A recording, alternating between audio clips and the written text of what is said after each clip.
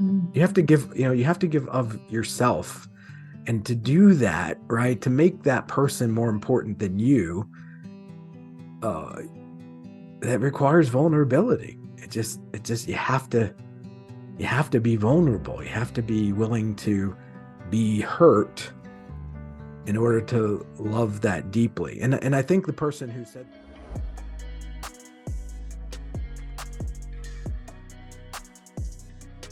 Okay, so welcome to my channel. This is Sevilla I Love, and here we are getting back to living and loving life again after a major life-altering loss, such as being widowed. And today I've got a very special guest for all of you. Now, Bill Becket is the father of three boys, and he also is a retired self-professed IT guy, spanning from digital forensics to systems network administrator over the past 30 plus years. Bill's been through a lot, and he wrote a book about it. He's going to talk to us today about his experience in losing his wife, Bonnie, to cancer in 2020 after a 3-year battle. He's also had additional losses in his life. And so I'd like to welcome Bill to the channel. Welcome, Bill. thank you, Sevilla. I'm happy to be here, and I do hope that whatever I share can be of help to somebody. I think it's going to be. I really think it's going to be. Now, this book, Bill, that you wrote, I'm going to hold it up. Okay, this is a book entitled, and I'll probably have the camera back, where it's Love, Family, and Cancer. And in this interview, not only are we going to talk about this book, we're also going to talk about how people can get this book, why they should get this book, and your journey in writing it. So let's start with that number one question, which is, with all that you went through, that the viewer is now going to be able to get a little picture into why you wrote this book. And just kind of start with that. Yeah, sure. I think there were three main reasons, and we can get into each one, a little more in depth. But for me, it was a cathartic process, helping me to heal, because as you know, it's a long journey to get to and through the healing process. The second reason was to try and help people in whatever way I could, let them know that they aren't the only ones going through this, and possibly maybe something in my book could spark them to do something different, and help them in a positive way. And then lastly, I think that the reason the title of the book is Love, Family, Cancer is because it encompasses all three, but the most important is the first word, and that is love. Because at the end of the day, I look at my book as truly being a love story. There's a story that goes with you coming into this love story. And as every story does, it has a precursor, it has a beginning, and in your situation, it has an ending. Now, many of our listeners have also lost somebody. And so I'm wondering, what is your story in terms of writing this story and finding Bonnie to begin with? Um, it's kind of interesting. I was married before I met Bonnie. I had a first marriage, and I got married extremely young. I didn't know what I wanted to do with my life or my career. Uh, the person I married was younger than me, and I don't think we were ready for marriage. That unfortunately did not work out. Anytime you go through a divorce, it's always a painful process. And I think I alluded to in my book that I felt like I failed at something in life, an important part of life. When you get married, you have the intention of being with that person for the rest of your life. And so I did experience loss in terms of divorce. It doesn't equate to the loss of a spouse, in terms of someone who is your world and your soulmate. Um, as it turned out, I did find Bonnie, and I did get to spend 27 years, the best 27 years of my life with her. And for that, I am eternally grateful. So you went through a divorce initially, and with all the pain and loss and sense of failure about that anybody would experience, you were able to bring yourself into being open to loving again. And there's a difference between uh, the loss of a divorce and the loss of a life of a loved one. And with Bonnie, you had such a robust start to the marriage. And this being a love story between you and this beautiful woman, Bonnie, that you met, what let you know that she was the one? Combination of things, I think. Compatibility was a large part of what attracted us to each other. I think that is an important factor if you're going to spend the rest of your life with someone, is having like values, morals, sense of humor is a big one. I've dated people, I have a specific sense of humor, and I've dated people where I'll interject, something I think is funny, and I just get blank stares. And Bonnie and I we were just on the same wavelength with sense of humor and so many things, that I think compatibility is a big part of getting together and being on the same page and growing that relationship. So, just in the very beginning of your relationship, you knew that you had an incredible bond with one another. And as you move forward together, what kinds of things were you up against in the relationship? Not up against in terms of this is a bad thing, but these are the ways we're going to have to blend our lives together as adults that we will need to manage and make a life around. Well, I think the fact that I didn't have any children from my first marriage was kind of an easy thing. If we had no children going into our relationship, it would have been easier, because children are people, and you have to account for their feelings and being a part of a new sort of blended family. So I think that was like paramount. That was like one of the most important things was being not just being a husband, but being a true father to her boys, who were 5 and 2 at the time. And then us truly becoming a family, where I'm I'm the father figure, and Bonnie's the mother figure, and we are the parents, and they are the children, and together we are a family unit, and we function as such.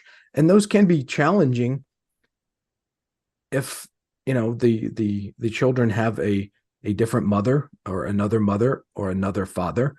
You have to account for that, and they have to be a part of their lives. So, if it's okay, let me take you to that time where um, you found out that Bonnie had a diagnosis of cancer, maybe to the first time. What was happening in your life before you found out? And what was that like when you did find out? I had just started a new job. Um, we had some financial challenges at that point, because I had been at one position for a really long time, almost 10 years, and they closed their plant. So we had some financial challenges there. The boys, our 3 children, were, you know, in either high school, middle school, or grade school. And so they were kind of, spreading their wings and growing up. And then we had a few health things along the way. Just before Bonnie had stage 2 cancer in 2011-12 timeframe. And prior to that, in 2011, they discovered she had endometriosis, and she had to have surgery for that. Um, so she when she went in for a scan or an MRI for her thyroid, she always had some thyroid issues. That's when they found that she had stage 2 cancer in her thyroid, and she had to have a total thyroidectomy. They had to give her this radioactive pill. She had to stay in the basement for a week, and yeah, there was a lot going on at that time. For me, I don't know. Whenever you hear the C word, it's always like you're on pins and needles. It's very scary. Um, but I guess I felt like she could make it. She could make it through. If we were together, we could get through this, and we could make it through. She would. She was funny. She had this her like lineage. She has like this sort of Czech Russian um, lineage, and she would always say this line. She'd always go, "I am strong like ox," and she would always say that in a Russian accent. And and I and she was, she was a very strong person. She was very strong mentally, very strong physically, and I believed that she was going to get through that, as much as it just scared the death out of me. And how old was she then?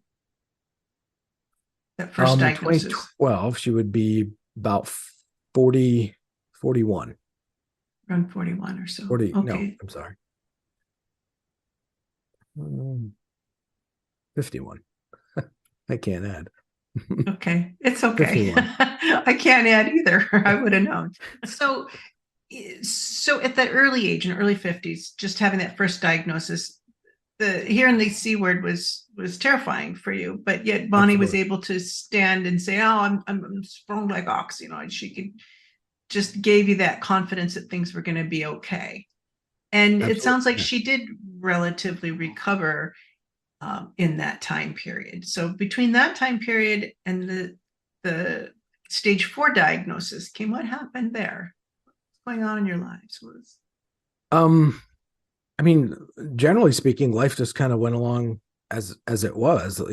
Life just kind of. I got a new job, and things just kind of picked up where they left off, and boys got older. But the one thing I do point out in my book is that we were sort of naive to the process of what happens when you have cancer, and so when her doctor told her you are officially cancer free, we took that to mean you are officially cancer free. And I'm sure there's people that know this already, but generally speaking, if you get cancer, it's more likely to come back. And we failed to go back to her doctor, and say, well, doesn't she need to have annual checkups, regular checkups, to make sure that everything is fine? We just assumed that she was fine from her cancer-free diagnosis, and we never followed up, which that is one of the several things I would do differently, um, until 2017, when she started telling me that her leg hurts, and these different symptoms started to pop up. So it wasn't a really long time. It was like a 5-year time frame between the thyroidectomy, stage 2 uh, thyroid cancer, and then the stage 4. So obviously cells spread, and it went from stage 2 to being stage 4, where now it's metastasized throughout your body. So in that 5 years, this was going on, and like I said, we were kind of naive to the process, and naive to saying, maybe you should get checked up and make sure that you're still good. And 2013 and 14 and subsequent years, we should have been doing that. Instead, 2017 rolls around and we get a stage 4 diagnosis. So, Bill, just kind of that sense of that naivety you describe as trusting the doctors, being of that generation, and perhaps even now as well. Sure. We want to trust the medical authority, and so that left you with some reasons in terms of you writing the book. Part of that was to help other people to understand not just what you went through and how they might be able to relate to that themselves, to know that they're not alone, but also some of the things that you had to look back on and go, gosh, we wish we could have done that differently. And Yes. this is what I would have done had I done it differently. And I think that's a very relatable point for so many people, because people look back and go, gosh, could I have done something different? And if I did, what would it have been? And people often drive themselves mad with that because they're out of that sense of control after the fact. What was that like for you going through? What questions were coming up for you as you went along, and what kept you going during those times that was really so difficult? I mean, afterwards, like after the fact, Well, in what kept second you guessing. going during the diagnosis and the fight that you and Bonnie were under, and when the diagnosis of the cancer came and things were getting more and more serious? You had trusted the doctors, Yeah. and things were continuing to progress. So tell me what was going on for you guys as things were progressing and not getting better. Well, but I mean, that is that's a tough time. That is really a tough time to go through, because you have her oncologist telling you facts that you don't want to believe. Like, she has stage 4 cancer, it's all over her body, she's going to die. It's not, I mean, she's staring me in the face telling me this. It's not if she's going to die, it's how long does she have? And her guess was maybe 2 years, maybe 5 years, 5 years max. And the whole time that you're going through that, you're like, my wife, my wife can't die. She can't die. It wasn't supposed to be this way.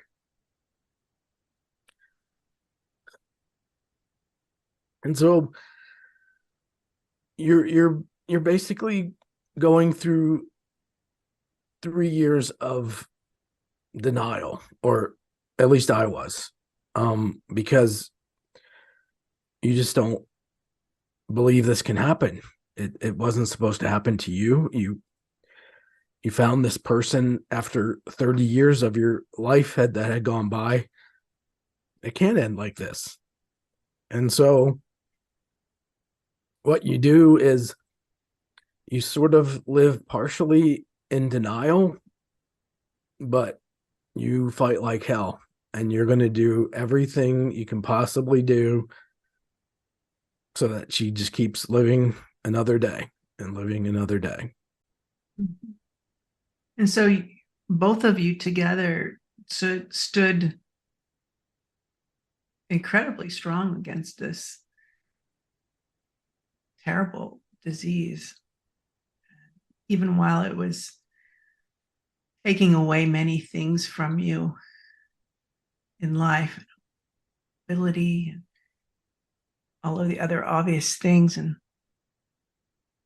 what was continuing to grow between the two of you during those times? I mean, after 20 some years, I wouldn't, and we were very connected. There's a line I think I put in my book. It was, meant as a joke, but sort of not a joke. We were we had been walking in the park for uh in the beginning, of our courtship. We had been walking in the park one day and had talked and walked for many, many times. And I turned to Bonnie and I joked and I said, if you were a guy, you would be me.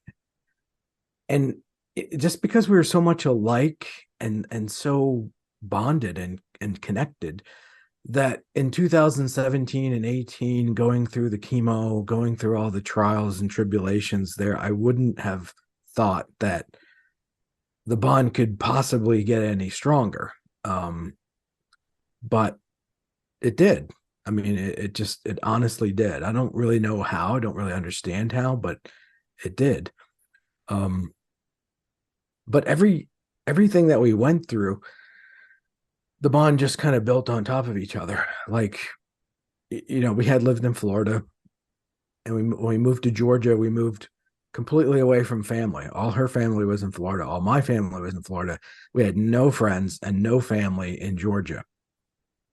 But that just meant what that equated to was we were going to rely that much more and that much more heavily on each other for support and for all the things necessary to get you through life, because we didn't have other family to lean on and we didn't have friends to lean on.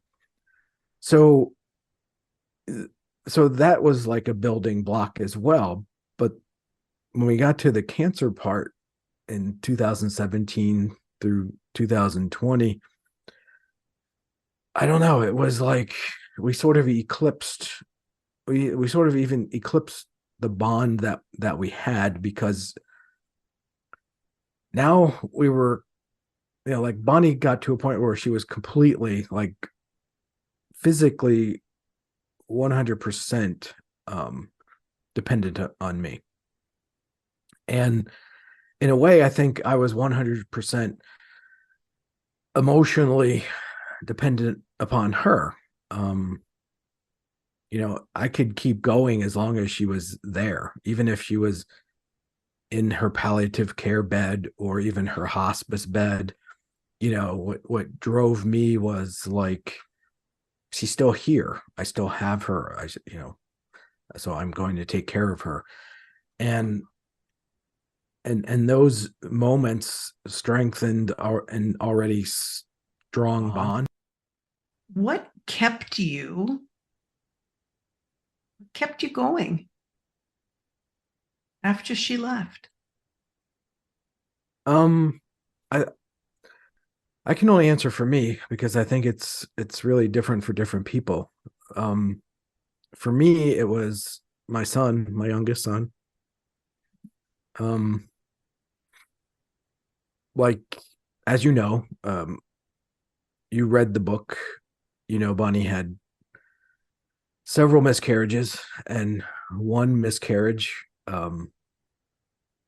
she was into her first trimester and we heard the heartbeat, and she had two previous miscarriages, and we thought this time was going to work, was going to go to term. And unfortunately, she felt like she lost it, and we went to the doctor, and nothing will sink your heart faster than going into the doctor having heard the first time the heartbeat of your child, and then a follow-up visit where there's dead silence, and literally it's dead silence, and that the baby is gone. And I'm not sure that I would have done it differently, but Bonnie and I asked, what the sex of the baby was, and it was a daughter. And I think that kind of crushed us more because, she had two boys, and I know she always wanted a daughter. And maybe it was for the best, because I probably would have spoiled a daughter way worse than I spoiled my sons. But so it Billy was born in 2001, and he was sort of a miracle child, even though people say that often. It was a miracle child in our eyes because of what Bonnie had gone through and how many times she lost children. And we did honestly get to the point where we just said, okay. I remember writing Bonnie a letter after the third miscarriage that basically told her, if it's just going to be Matthew and Nathan and Bonnie and Bill, that's fine. I'm okay with that. If there's going to be a William Gerald or an Emily Ann in our life, then so be it. I remember telling her, I gonna have a lot harder time living without you than if we never have another child. Yeah. And your story now and finding, David Kessler is a famous grief and loss expert who says that the last stage of grief is actually finding meaning. And your book not only helped you find meaning, but it's helping other people find meaning as well. And where that reviewer said, "You're helping me to love more deeply."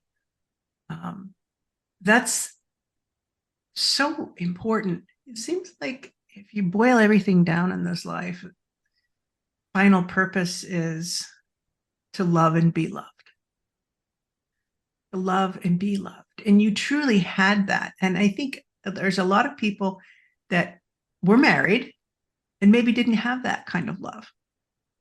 Maybe they went through a cancerous loss and didn't have that kind of love.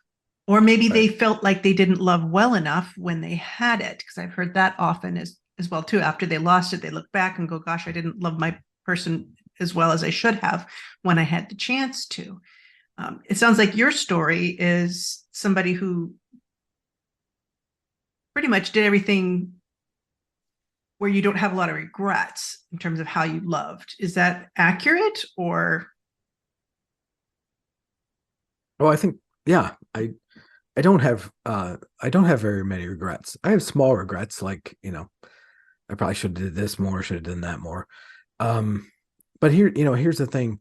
I think, um, and you yourself being a, a widow and being being a coach and counselor to people can agree or disagree.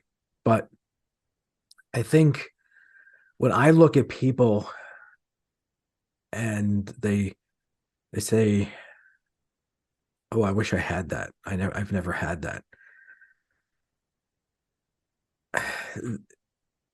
What feel very strongly about is that there's a single word that is required of you to love that deeply, to be that deeply loved, to have a relationship like that. And if something goes wrong, then you kind of pay for it at the end. If you lose your spouse, it becomes very difficult to cope. But um, the single word I would pick out is vulnerability. In order to have a relationship that is so tightly bound and so tightly intertwined with each other, you have to make yourself completely vulnerable. And I don't mean like 80%, 90%. You have to make yourself 100% completely vulnerable. And I've never done that with anybody in my life, including my kids, including my parents, only Bonnie. Only Bonnie was the person that I made myself 100% completely vulnerable to. And I get why people don't want to do that. I do. I mean, you are opening yourself up to potential pain by doing that. So I can't chastise people and say, "Well, you don't, you never had this relationship because you weren't willing to be vulnerable." I get it. I mean, I understand that we're trying to protect our hearts. We're trying to protect ourselves by not being 100% vulnerable. But you have to make a choice. Do I want the really strong soulmate kind of bond and give up my vulnerability? Or do I want to have the I'm good enough with this relationship, but I'm not going to lend myself to being 100% vulnerable. And I think for me personally, I think that's a key in having that something special. It almost seems like a mic drop moment because Well, it's I'm it's so true. It's yeah, so true. You had that powerful love because of your ability to fully be vulnerable with Bonnie. yeah. And somebody could come up to me today and say, "Well, that's why it hurts so much. You Mm-hmm. allowed yourself to be vulnerable. That's why it Mm-hmm. hurts more than somebody who didn't." Mm-hmm. And I would agree with that. And I would say, "Yeah, you're right. But if I didn't do that, I wouldn't have had the great 27 years." So, it's a choice that we make in our relationships. So is that the barrier you think for most people to have the kind of love that you and Bonnie shared is that inability to allow themselves to be truly vulnerable? I think that's I the don't know if it's barrier in like most relationships. I don't know if it's like all the, if that applies to every relationship that's not at that super special soulmate kind of level. Um, but I think in a lot of instances that is that is the barrier. You have to Mm-hmm. give, you have to give of yourself. And to do that, right, to make that person more important than you, uh, that requires vulnerability. It just you have to be vulnerable. You have to be willing to be hurt in order to love that deeply. And I think the person who said that in the review probably recognized that. I think for me that was like, oh, this is great. This is awesome. This person recognizes that he was sort of at arm's length maybe in his relationship because he didn't want to commit to that being completely vulnerable state, but now he's willing to invest in doing that to make his relationship stronger. So it's like a give and take thing. It sounds kind of strange on the surface to say you have to be willing to hurt more to love more, but that's really what it boils down to. That's incredible. And here you are, a sitting testimony to that. To say I had the most profound, amazing love, and yet people walk up to you and say, "Gosh, I wish I could have a love like that." But the one thing they wish for most is withheld from them, maybe because of their unwillingness, inability, lack of awareness, who knows, to be truly vulnerable. But you're a living, walking testament to it. And so is the book. So is the book. And people are still here. They're still continuing to live this life and wonder, can I do it better? If I ever have a next time, can I do it better? Or who or how could I love better in this lifetime? And it's not just dating again, but just how to be vulnerable to life, to take risks, to take chances. And you being here today, talking about your story, writing your book, all of that is a risk. All of it takes courage, and takes courage to be vulnerable, which you did with Bonnie, Yeah. and you're continuing that courageous journey by allowing your story to be out there. And whether 50 people read your book or whether thousands read your book, the impact that you have on one person's life is incredible. And so not only was all of that loving and vulnerability that you went through with Bonnie 100% worth it, but that the result is that it can continue to keep giving in Yeah. terms of inspiring other people to do it better, to love Yeah. more deeply. That's a remarkable, profound gift to give to the world. Yeah. I mean, I certainly like to think that um it can be that story can be used to help relationships or to help somebody love more deeply. And then it sort of multiplies. Maybe like the person who left the review, maybe he deepens his relationship with his spouse, but also maybe, he has kids, maybe he teaches his kids to love more deeply. Maybe it spreads, from there. Maybe it's just one seed that spreads and branches out, and more people continue to do that, and are willing to be vulnerable to seek out the best relationship that they can have with someone. There's people out there that have been watching and thinking and really relating to your story. They maybe have questions, things they'd like to discuss, something they want to share. Is there a way people could get a hold of you to talk to you more if they wanted to, or to learn more about your book? And Yeah. they can reach out and ask ask questions, whether it's related to relationship or the medical aspect, or really any part of the book. I'm happy to I'm happy to continue to share. I don't have any issue with that. Be pretty open and honest. So I don't mind. I don't mind doing that. I can give you an email, and then um, you can feel free to share it on your channel, or however you want to do that. So we can put your contact information in the description below this video. And if somebody wants to get a hold of you to talk to you further, and where can people find your book? And in what formats can they access your book? It is available on Amazon. Um, you can just Google "Love Family Cancer" and it'll come up. Sometimes within Amazon, because of um, their algorithms, if you type it in there, it doesn't come up right away. If you Google it, it usually comes up right away. It's available in printed form, and it's also available in Kindle form. And I'm working on the audio piece. I'm not sure exactly what I have to do to get that made available. If I have to go through Audible, I'm not sure.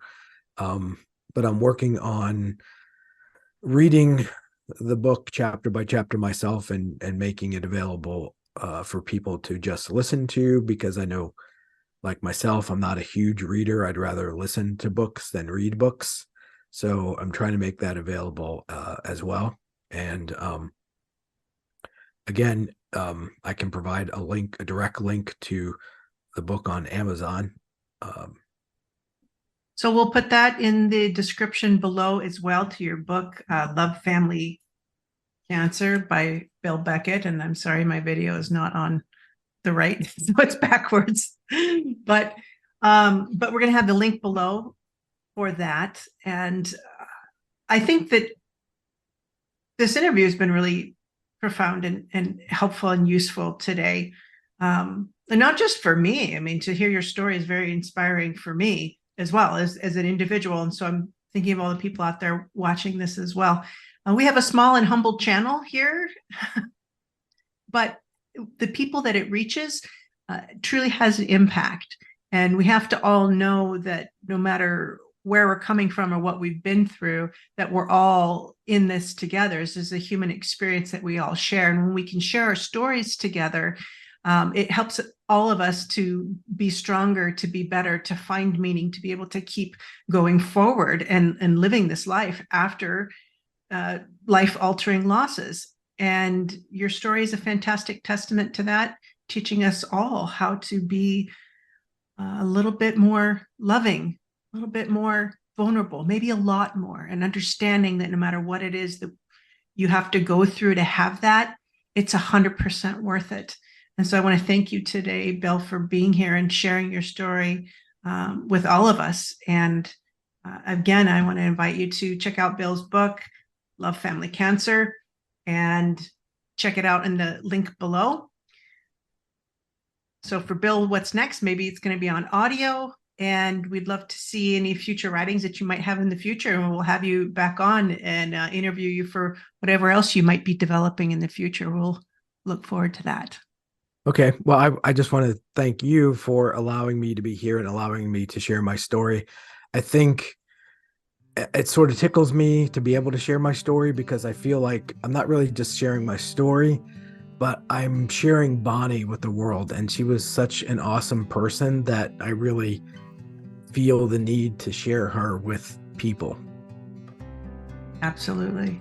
Yes. Thank you. And we want to thank Bonnie as well, because on the channel, we do recognize that life and love does continue on in some other form past this physical life. And then when we think of them, they think of us. And so I also want to thank Bonnie for being here and also sharing her story through you, Bill. Thank So you. we'll look forward to maybe hearing from you again in the future. And in the meantime, all of you continue to hold on, continue to move forward, continue to find meaning in love, life, and learning to live this life again. See you all next time.